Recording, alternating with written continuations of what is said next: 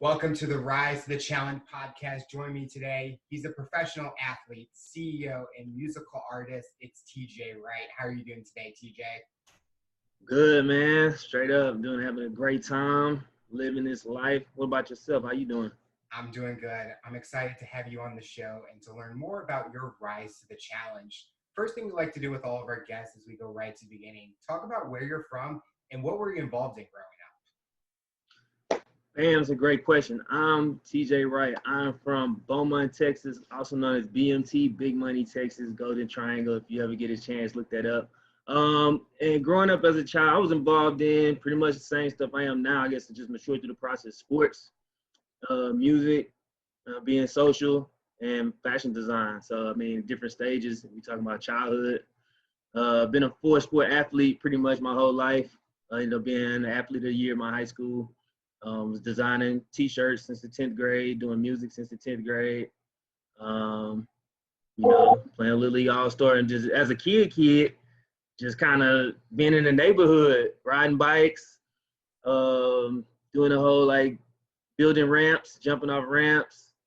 Was really into like pets, animals, science projects, video games, Sega Genesis. You like it all, basically.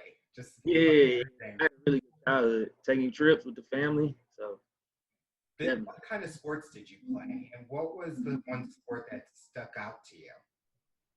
well, when I was a little kid, I was playing basketball, so I thought I was gonna go to the NBA first. But I played every sport, like I said. So I played baseball. I was doing the whole like Little League World Series thing where you play and they select people to be all-stars at the end of the year. That kind of stuck out, and you brought that. That was a good memories of trying to make the all-star team every year, like 9, 10, 11 years old. Went to the state in track when I was like 8. Me and some people from my neighborhood ran summer track. We ran summer track every year. Ended up going to the state a couple times. I was like 8 or 9. Like I said, basketball. We used to play endless basketball all day. Actually, like BMX bikes, we used to build our own ramps and just like ride down the street, build momentum and do ramps. Football, pick up football. So at that point in time, it wasn't no internet, so we had this thing called outside. You know what I mean? So you would go outside, and we played every season. Whatever season was on TV, we just played it in the neighborhood. Playing sports at a young age, what's something that you learned about yourself playing those sports? That's interesting because at a young age, I don't know if I was looking for the lessons. The thing I learned about sports at a young age, I don't know. Back then, I probably said I was a sore loser.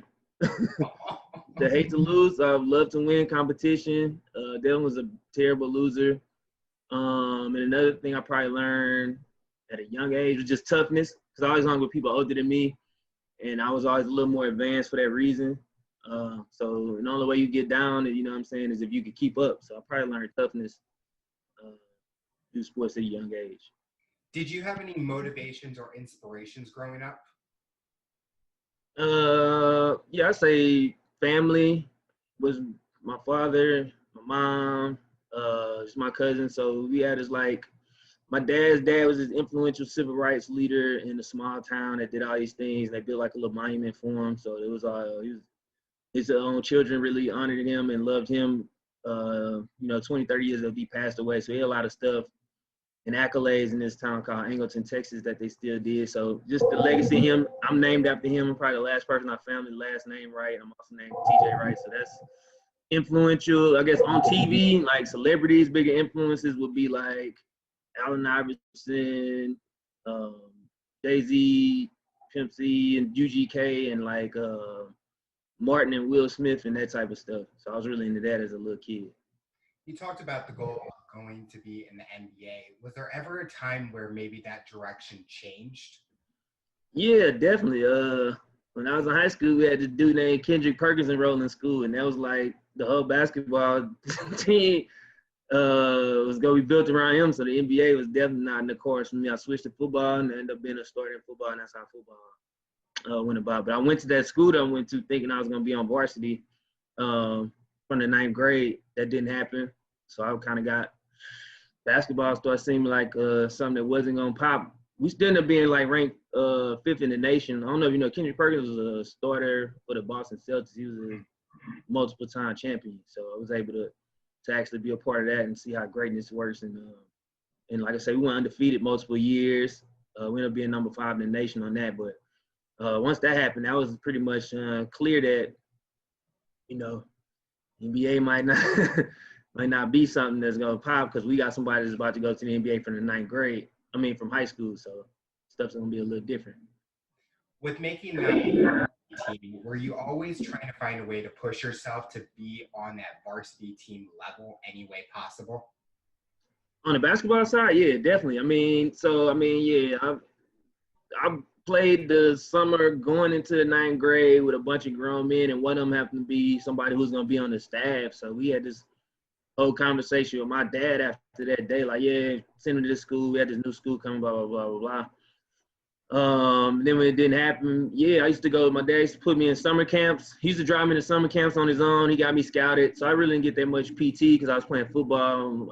It was hella competitive. Like I said, we was number 5 in the nation at one point in time. So it was so much talent, you know, it was going to be too controversial to step in 6 weeks. None of the football players that switched was able to find their way like that. Like I said, it was just so talented. But I ended up still getting some offers, even though I didn't get that much PT, because my dad was driving me around in the summer and stuff like that, taking me to different camps. We used to go to the Kansas camp. We used to go to this dude named Greg Swain. We used to have these camps in, like, Oklahoma and stuff like that. So went to the Stephen F. Austin camp one night, 3-day camp, did really well there.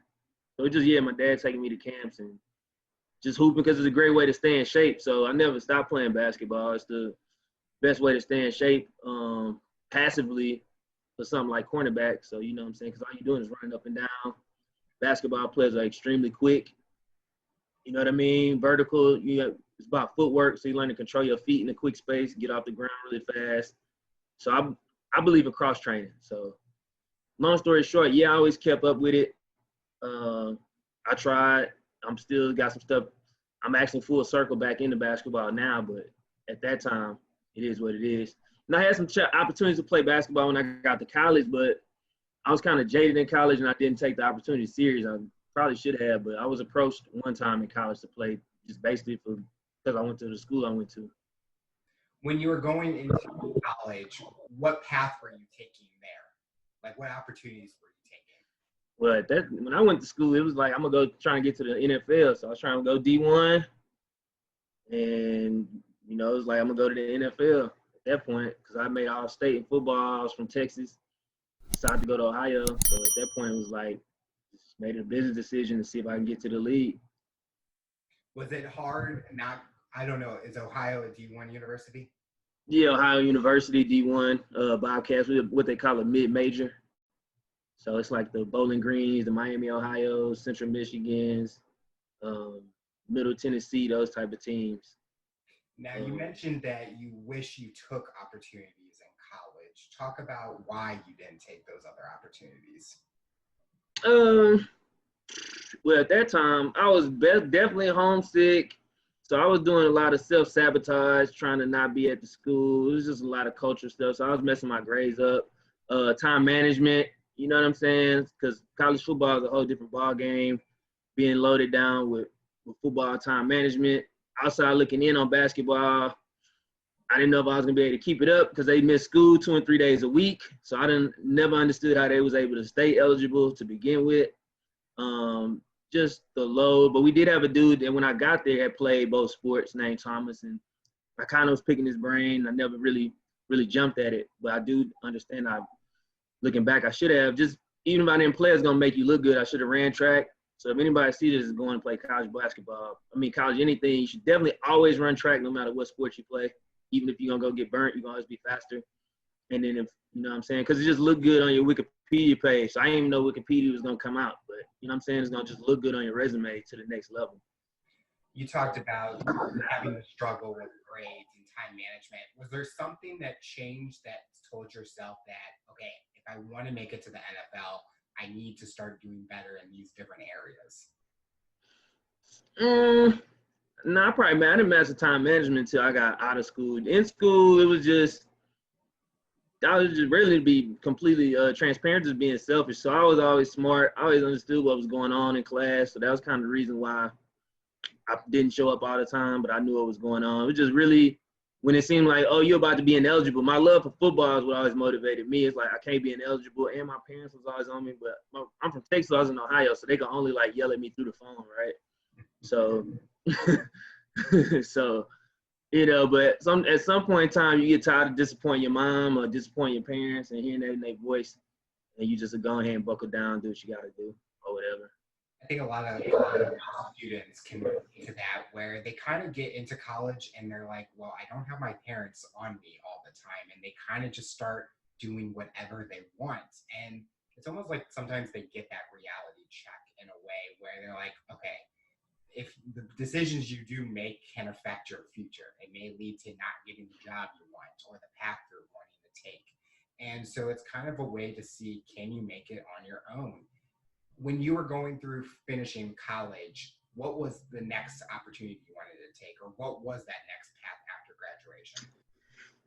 Well, yeah, I was in a different mind frame back then. I wanted to play football, and if I didn't play football, I made up in my mind I was going to move to New York and try to be a rapper. So that was kind of what I was on at that point in time. I'm like, well, look, you know what I'm saying? It was this epic story about P. Diddy catching the train from Washington, D.C. to New York every day as an intern until he turns into P. Diddy, and I just convinced myself I was going to do something like that. Outside of that, I think what I wanted to do on some real world stuff was be a designer. Kind of all the stuff I'm doing now, but I think the most solid, like, guaranteed thing I would have wanted to do was, be a lawyer or something like that. You know what I'm saying? Go to some type of grad school. I don't know. I think my backup plan was to be that dude who just get locked in grad school. You know, just have his job is to get degrees. I probably would have been that dude. You know what I'm saying? But I had like 19 degrees when I came out. Were you able to fulfill that dream of playing in the NFL? Yeah, but not to the degree I wanted to. But the more I look back on it, the time I spent was definitely worthwhile. I mean, just getting the call really helped change my life. It took some of the stress that I had myself. So when they use that term, I'm getting a monkey off your back, I definitely know what that feels like. So, I mean, yeah, it did. I took a risk. I left school early to play football, but it was something I feel like that would have haunted me to this day. So, talk about that experience. What was like a memorable moment playing in the NFL? I guess the first day we got there, we all got this signed paper from Ocho Cinco, and it was like, this the closest you ever gonna come to touching me. That's what he wrote on the paper. And that was interesting. That was a good memory from it was the very first day, or seeing your jersey with your name on it and seeing how shiny that helmet is in real life, like how shiny the stuff was. Just stuff like that. Just all the first, the stuff that happened being the first, and going to school in Ohio and then playing for the Bengals, you know, feeling like you inside of the Madden game and you're around all these people that you didn't know you was gonna meet, that you've been watching on TV, and now all of a sudden y'all are like co-workers type situation. So, you know what I'm saying? Just that in a vague description. Obviously, a bunch of stories behind it, but I would say those moments. Done differently to make the experience last longer, or was it kind of just you were taking every day one day at a time? Yeah, I was taking every day one day at a time. I think what I'd have did differently was took my injury situation more as a business situation, not a football situation. So use the business side of the NFL to extend my career leverage. Probably also would have did more networking inside of the league itself to extend my career, and just understood more of what it meant to be yourself as a business and a brand, and not just being a teammate and a member of the football team. So I probably would have did that, got super involved in the league itself. So after Bengal, what was next for you? After that time, I had to go and recover. It took me a while to recover and get surgeries and stuff like that. I tried to jumpstart my career a couple of times, got different calls from different leagues. So I went to Arena, they had something called UFL and all that. Kind of got burnt out on the emotionally on football. So then I enrolled in art school, enrolled myself in the Art Institute in Miami. And then decided to start picking up my music, start doing the type of music called trap rock. And then I went to art school, started studying accessory design. And just started exploring myself as an artist right after that. So I want to do the opposite of football, just kind of not have to deal with it. switched sports a couple of times, did some semi-pro soccer trying to get to the MLS, did some rugby trying to get to the Olympics. Yeah, I just was trying to find out who I was, I guess, or what I'm good at. So you can go get a job, did some jobs, but once you experience something that opened the doors and open your eyes up like that, at that level, and you always have, like, what else can I do at that level? Because now there's no such thing as let's be realistic, right? So when you're trying to get to the league, people love to tell you stuff like, hey, let's be realistic. Nobody goes to blah, blah, blah, but they didn't call you now, so your version of realistic is now completely obliterated. You know what I mean? So You mentioned earlier that you started designing at the age of 10 or at a younger age, like designing shirts and stuff. Was that always kind of in the back of your mind, like, I wanted to be an entrepreneur in a way? I wanted to be able to design stuff. yeah, because I'm heavily influenced by hip hop. So all the people that I would like that hip hop that was famous at that time was all entrepreneurs, and hip hop has shown that you have to be bringing in income in a bunch of different areas. So, you got Master P, you had Outkast had clothes, you had Jay-Z had his clothes and stuff like that. So you had all these people that was already designing and just making it on their own. Fubu that came out, you know what I'm saying? That was heavily hip hop influence. So, being a designer, yeah, that was something I wanted to do, is have my own like that swag, or have my own fashion line and stuff like that. So You talked about being a musical artist. Are you able to incorporate your designs with what you're doing in the music industry? yeah, so that's kind of what's driving me as a business person. All this is still extensions of that. Accessories is just now as an independent artist. Had to put the business as a foundation and put that first. Because even in you learning everything that you're trying to do is gonna be 70% business, 30% whatever your passion is, whether it's art.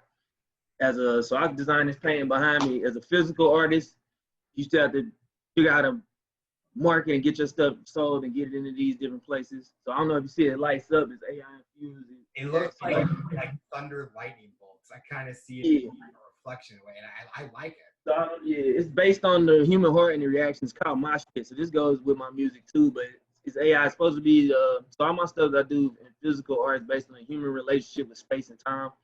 And this is just showing how the body reacts to movement. So it's actually in the shape of a heart, and it moves when it hears voices or music. And like I said, usually I play it with one of my songs. So it's called mosh pit. So it shows how your body is reacting when you jump in the mosh pit.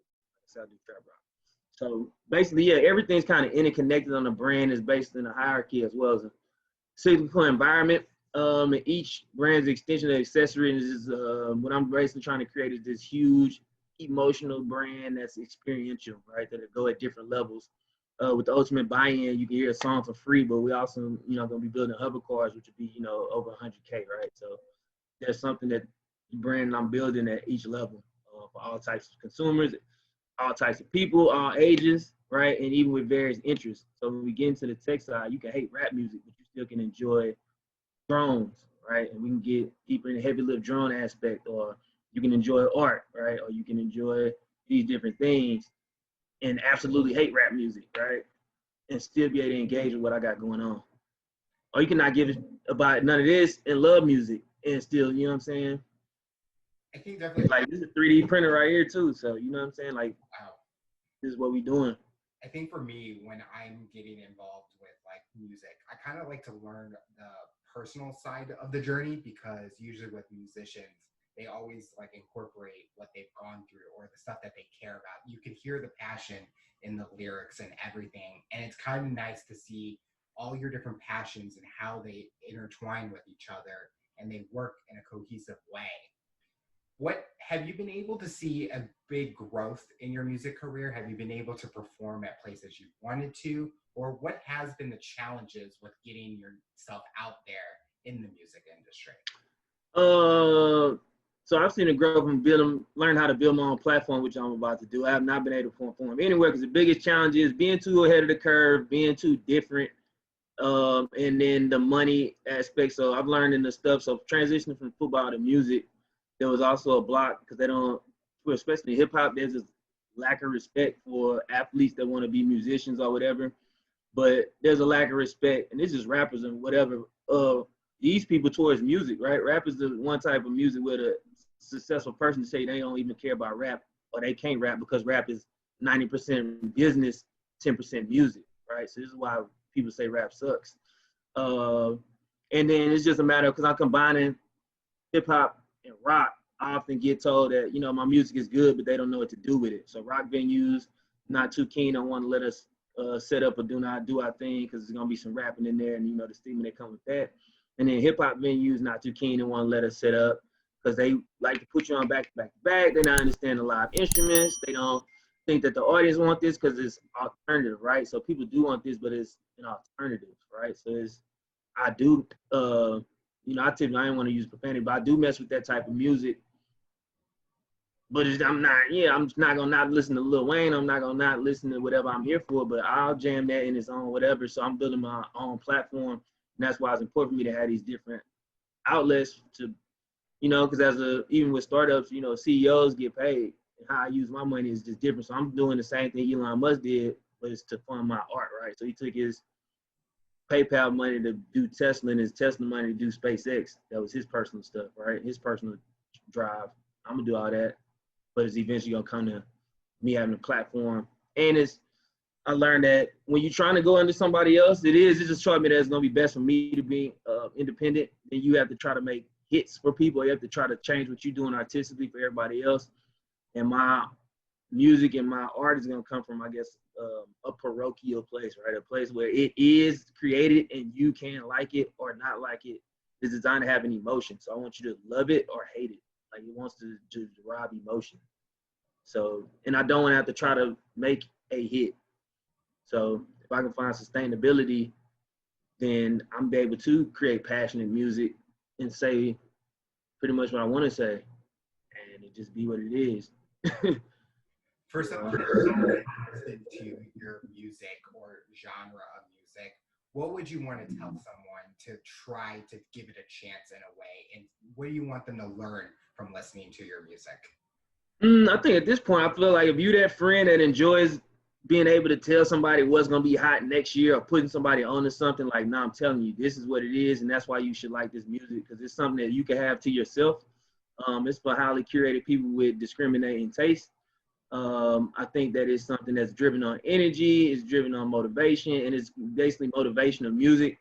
I think that a lot of my topics do revolve around redemption, overcoming adversity, abandonment issues, being left out, overcoming being an underdog, knowing who you are, having that matrix mentality, that Mamba mentality. I think if you want to dig deeper into that, you can, just a holistic way. Even if you're tired of any of the things that's currently going on, I think you should give it a try. So a lot of people that complain about the state of music, the state of popular music, the state of hip hop, the state of, some people like to say rock is dead, blah, blah, blah. Then you should try this.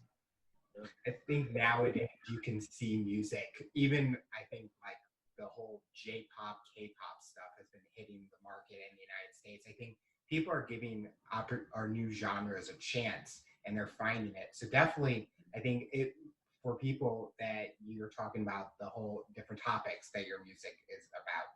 I think people can really maybe connect with it and they're able to use that in a way and they'll find the passion to listen to it. So we're excited to see how that goes.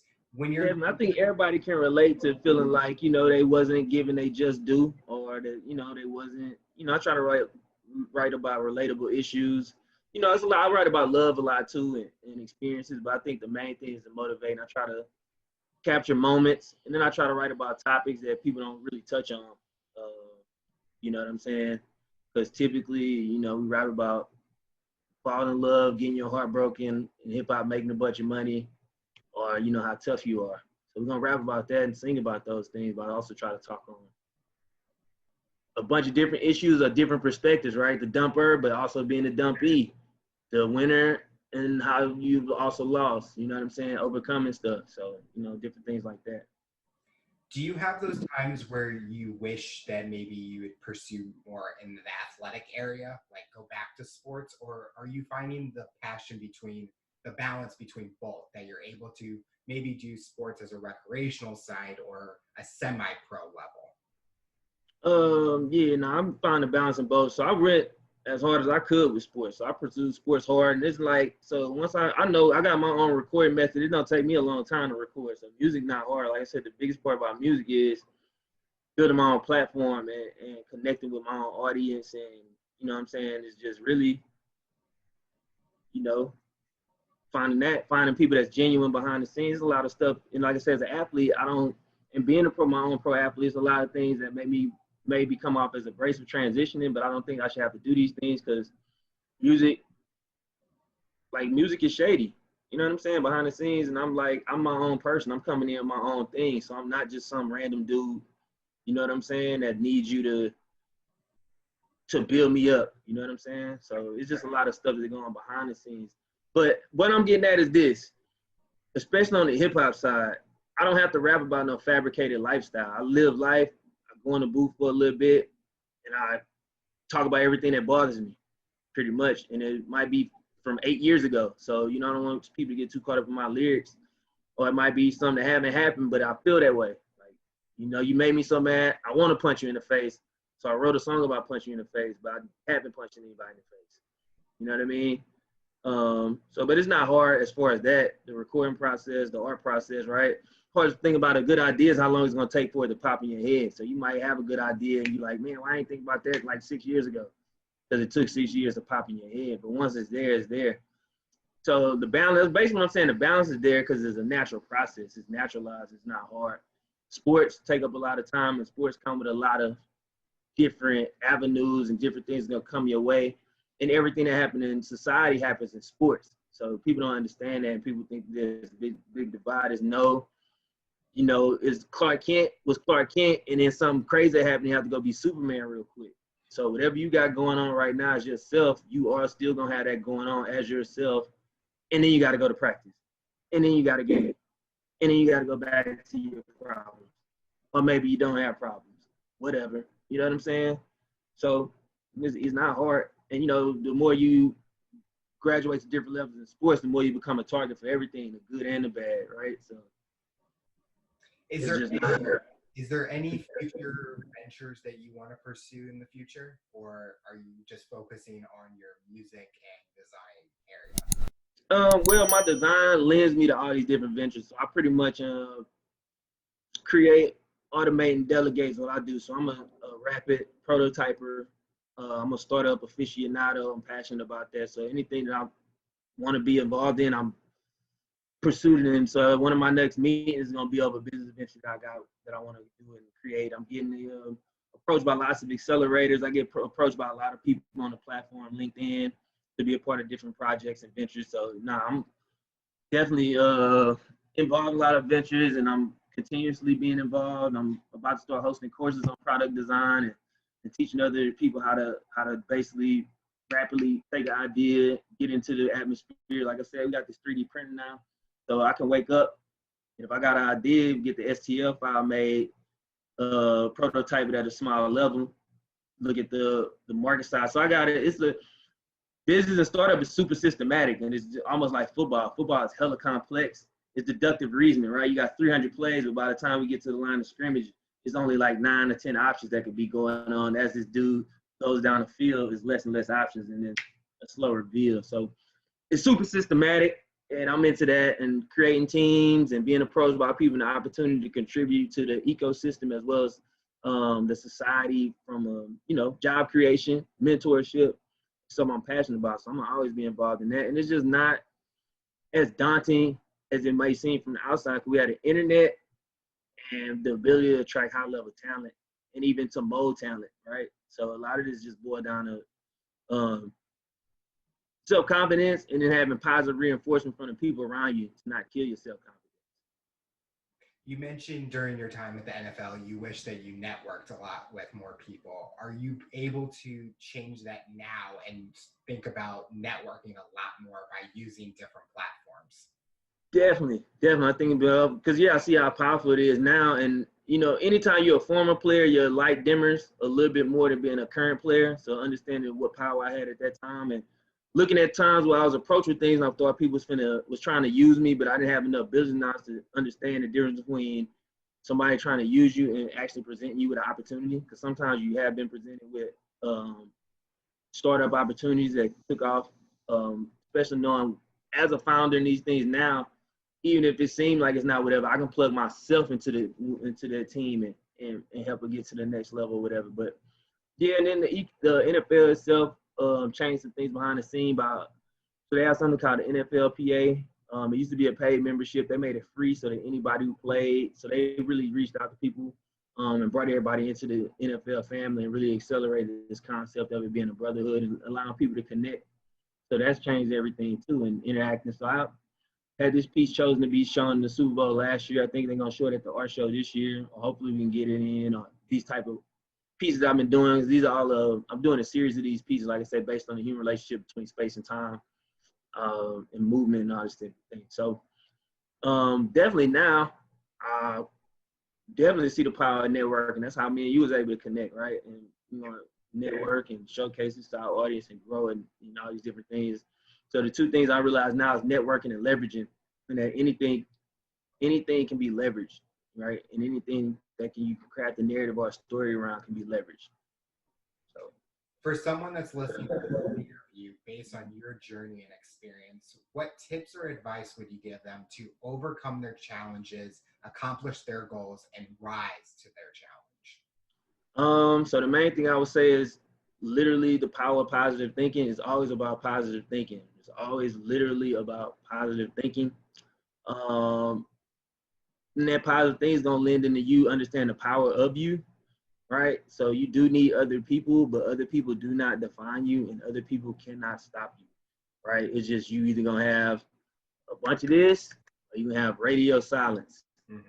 Neither one of those is bad. Like a lot of people tell you don't like people. People we're tribal people. We never survived. We wouldn't have got this long if it wasn't for each other. And I think as we move into the digital age, we need to keep that in the back of our minds or in the front of our minds as we move into the digital age, where we have people living in isolation, because that's not healthy for you, right? Married men live longer than men who are not married. You are not designed to be in isolation. And the more isolated we are, the more people are going to try to dictate our behaviors through keeping us all separated and ignorant. So we need each other, right? If you're in the religion, the Bible says iron sharpens iron. So we're not going to think alike. That's cool. You know what I'm saying? So that's what I tell people is don't ever underestimate yourself. And that's through the power of positive thinking. And then that's going to lead to believing in yourself, because that's the two main things. And that you're not alone and you need people. So you're going to have to network. You're going to have to talk to people. You're going to have to talk about your problems, whether you already rich or whether you broke as a joke. Both of y'all are going to need somebody to get this popped off. And another thing that I was told is you cannot enter a new dimension unless somebody from that dimension is going to guide you along the way. So whatever you're going to do, you're going to need somebody. And a lot of times you need that person that's sorry or at the quote unquote bottom of the tier or average, because that's the person that's most accessible. So if you're trying to go to the NFL, don't be expecting Adrian Peterson to reach out. You need to find some former free agent who was in the league for like 2 weeks to put you on. Or, you know what I'm saying? You want to work at IBM? It might be the janitor that'll help you get in the door. You don't know who somebody knows. You need somebody from that dimension, whatever you're trying to do, to put you in the place and give you the have-nots, and failure is a good teacher. But the last thing is, all these people tell you, be prepared to fail a bunch of times and take 100 no's. Yeah, but that's definitely going to mess with your self-esteem. Don't be arrogant and don't come at somebody else who's already failed that's trying to help you. You should really learn from other people's lessons. If you're going to innovate or they played out, you'll find it out in time. But that's the other thing I see with a lot of people is you don't know anything, but you're trying to tell somebody who already been there and failed that they wrong, but you don't know enough to know what's right and wrong. You understand what I'm saying? Yeah. Yeah. So don't be that person. Power of the word no, a lot of people think has a negative effect, but I always use that as a positive effect, where it kind of gets you to say, okay, you tried it, see what's next. And if someone, I can use the example of the podcast, if someone says no, that they don't want to be on my show, okay, I mean, I still move on. It's not going to be defeated. There's always a time where maybe someone says no, But then I get a message a few months later. They're like, "Oh, I just saw an episode. If you're still interested, I'll come on." To me, it's always keep going, keep creating stuff, Definitely. keep thinking of ideas, because you never know when someone will reach back out to you and help people. Don't always say, "Oh, I don't want to help you." I'm always a person, "Okay, when do you want to get on a call? I'll help." Like, I always Right. help people because you never know what can happen in the future. Definitely. And that go back to sales. So in sales, they say no doesn't mean no forever, it means no right now. But it all go back to power of positive thinking. You really have to do the self-work. So that's something I wasn't told, because I had to learn that too. So I did have too much ego when I transitioned, because I'm somebody who stuff was working out for a long time. Like I said, I went to state at track when I was 8 years old. And I was able to go to the league and, get into art school, switch sports like when I wanted to. Yeah. And so being told no, I was taking it personal for it at one point, but it is, yes, no does point you into a new direction. And I was being selfish because I wanted that person to be down with what I was down for. Like, what I'm saying? Even with my my hover car project, it was like, what I'm saying? Flying cars, what are you talking about? You sound stupid. But that's too much ego, right? Of course they can say no. And no does point you in that direction, but you have to be, there's a mental prep work and emotional prep work that you need to go under before you become an entrepreneur. And I don't think people spend enough time on that. And then any type of consult you're going to take, and all these consults, it all came down to stuff that I'd already done in sports. Power positive thinking, right? You literally have to believe in yourself. Just like as an athlete, the way you go out and play sports is, people say athletes are cocky, but you up against all this stuff. You have to know you better than this dude. And there's nothing else. Remember, the better you get, the more you're going to get critics, media, some people you think are your friends not going to believe in you. You're going to find yourself where you're the only person who know what you're capable of.